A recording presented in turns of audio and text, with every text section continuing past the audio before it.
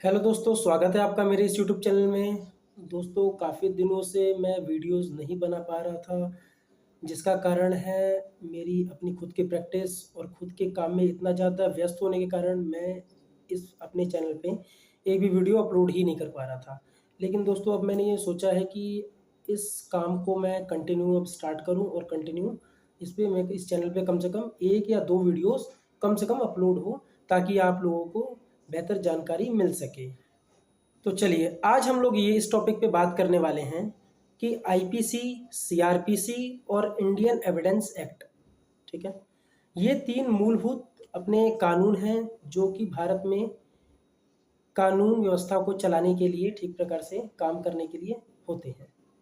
अब हमने ये देखा है कि ब्रिटिश शासन के दौरान से ही आईपीसी, सीआरपीसी और अपना एविडेंस एक्ट चलता था।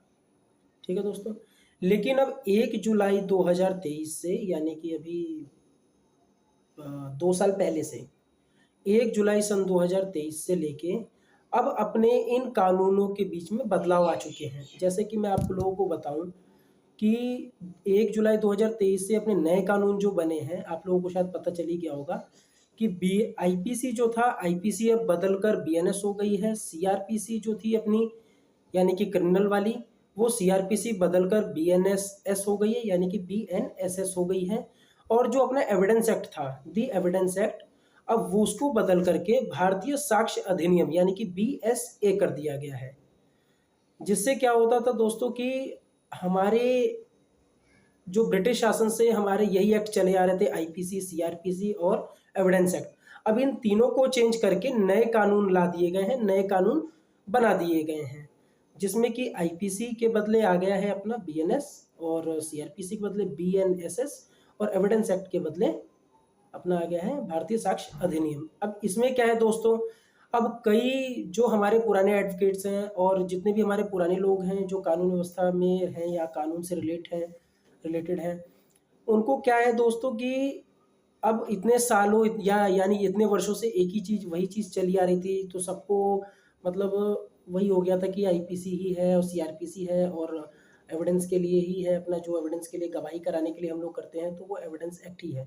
लेकिन दोस्तों, जब से ये चेंज हुआ है तो कई लोगों को लग रहा है, या फिर एडवोकेट्स और इन लोगों को तो मालूम ही होता है, लेकिन जो हमारी आम जनता है, यानी जो हमारे आम आप लोग जो देखने वाले हैं, उनको दोस्तों कई चीज़ें नहीं पता होती हैं कि इसमें क्या है, मतलब ऐसा इसके अंदर है क्या। तो दोस्तों, मैं आप लोगों को यही बताता हूँ, इसके अंदर बहुत ज़्यादा है नहीं।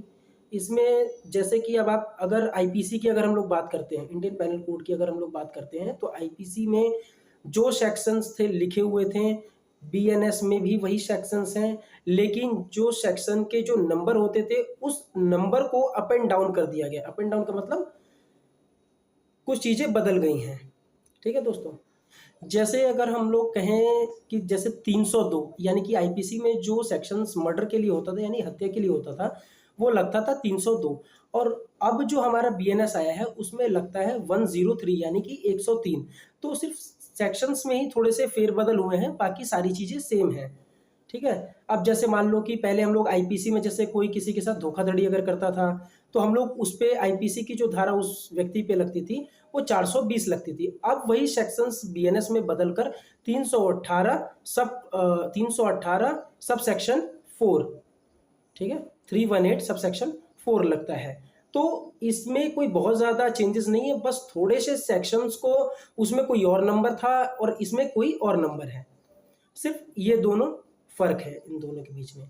आशा करता हूँ आप लोगों को थोड़ी सी ये जानकारी पसंद आई होगी। अगर पसंद आए तो इसको सब्सक्राइब करें, लाइक करें, और जो भी सारी चीज़ें होती हैं वो सब कर दें। Thank you.